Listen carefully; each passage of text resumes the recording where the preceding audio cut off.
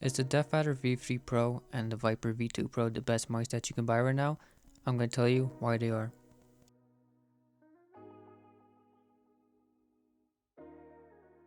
Starting off with the specs of the mouse, as you would expect from a mouse in 2023 and especially from Razer, you would expect the top in line stuff, and that's what you get in this mouse.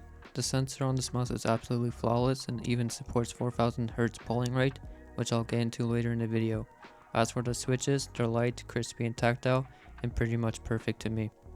The stock skates that come pre-included are also pretty good. They're speedy, they're fast, they're smooth, and I see no need to be replacing these in the future. Even though I only showed off the specs of the DeathAdder V3 in the last clip, these both share the same internals, the same sensor, the same polling rate that they can reach, basically the same thing internally. The only difference is the shape. I'm now going to talk about motion sync and how it's implemented in this mouse and compare it to something like the Superlight. So in front of you now, there's two graphs. On the left in green, that's the Viper V2 Pro, and the DeathAdder, like I said, is the same internals, and on the right is the Superlight, which I'm going to be comparing to.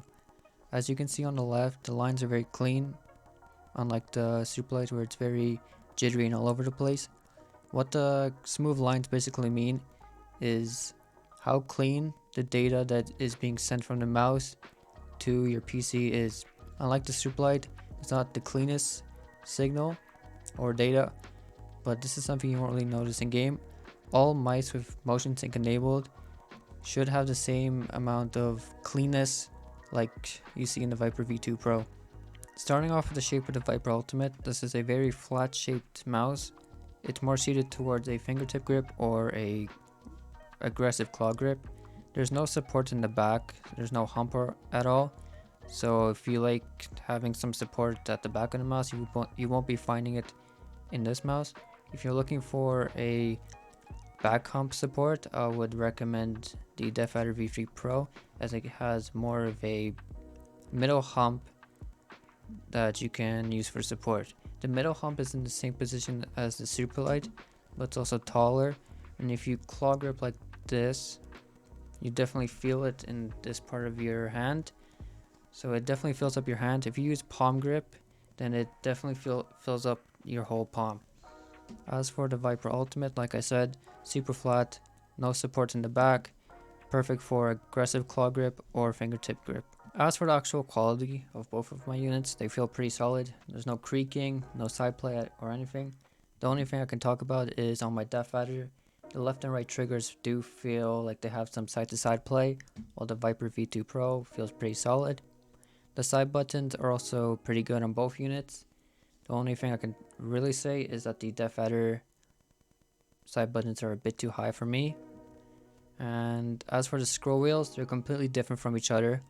The V2 Pro has a very tight scroll wheel, which I prefer, while the DeathAdder has a very smooth, light scroll wheel, which to me almost feels cheap.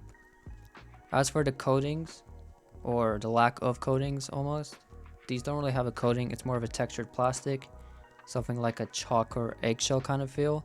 I do prefer these types of coatings over something like the Superlight, as the Superlight coating got very slippery and almost slimy and gross, while these just feel the same pretty much. They're not as grippy as the Superlight coating, but these are just fine for me. Now onto my personal thoughts of both these mice. When I first got the DeathAdder and when I first laid my hands on it, I thought it'd be perfect, as my hand just kind of laid on it and my grip just felt great on it. But then when I got the Viper V2 Pro, I noticed that this just feels better in game and just better in general, as this is more suited for my grip, which is more of a aggressive claw grip, while this is a very relaxed claw grip, which for me in game, I play better on a grip that's more aggressive. Just like on the G303, that's another mouse that you need to be using a aggressive claw grip to get the most out of it. Other than that, this is a more comfortable mouse. It's more suited for palm grip, like I said, but for me, it just didn't really work in games, while the Viper V2 Pro, it just felt better in terms of micro adjustments, corrections, and all that. So both of these mice support 4K Hz polling rate. Not right out the box, you have to purchase a separate dongle. They work for both of these mice. And I'm going to say if you're using a 144 Hz monitor or below, I would say don't get it, as you won't really notice the difference.